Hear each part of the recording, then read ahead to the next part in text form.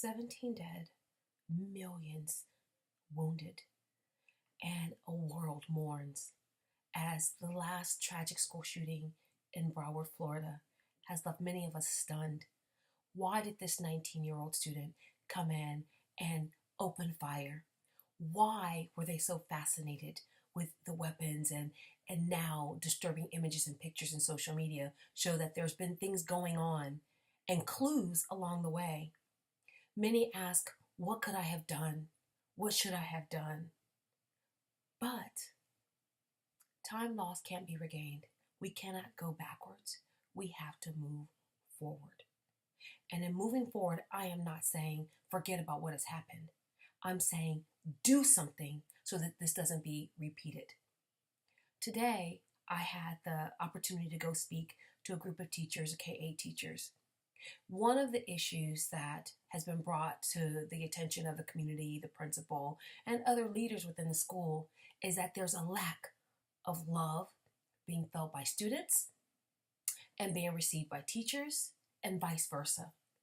And there seems to be a growing issue with troubled students, even at the middle school level. Now, the irony is that when I visited the school on multiple occasions, I hear the same echo. Many students are not connecting with their teachers. Many teachers don't feel connected with the students. And there seems to be a disconnect as far as communication practices, where that everyone feels loved and a common purpose and goal and process to do better. So although we talked about test scores and last benchmarks, really what's the root of it all? So what I got a chance to share with them today is that beyond the numbers, below the surface of the last suspension and the last detention and the last F on a report card is that there's a root cause. And often is grounded in a lack of connection.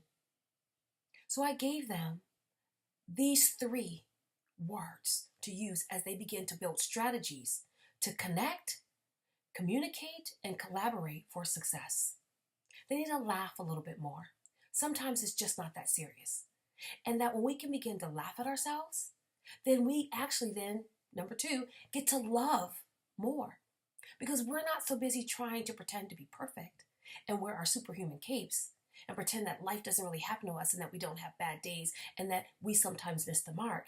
We realize that life happens, but guess what? I'm here for the ride. And so when I'm laughing and loving on myself and leveraging, which is number 3, leveraging the relationships, the resources, and the opportunities that come my way to make myself better, then life gets better. Not only because it starts with me, it's because now I'm able to impact others and see them grow, add value to them, increase their capacity. I get to do all of those things. Why?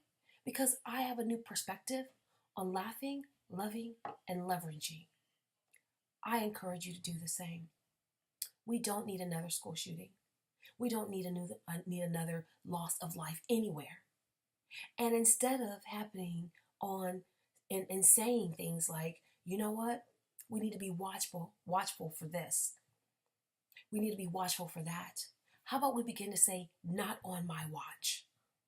Not on my watch will I allow another student, person, human to desire kindness that they cannot find, to feel that they are alone in a crowded room, to feel like they don't have any other option than to take their own life or to senselessly take somebody else's life with them.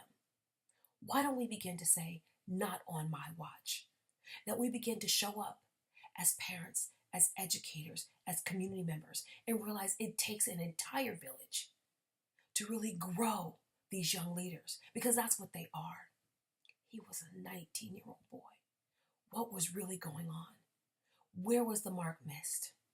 Because it was. And whose fault is it? Everybody's.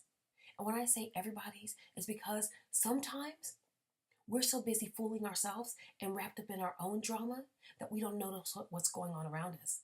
And we see what has happened in Florida, but guess what? That could actually happen at your school. As a parent, as an educator, and a former principal, I don't want this happening on anybody's watch. I have a son in high school who's a sophomore, and I dread the thought of having to deal with what we just saw there. So I encourage you to do 3 things: laugh more, love just intentionally, and leverage your resources and reach out and help somebody who might be hurting. You could have saved a life today. We can save more lives every day. And why don't we all declare, not on my watch?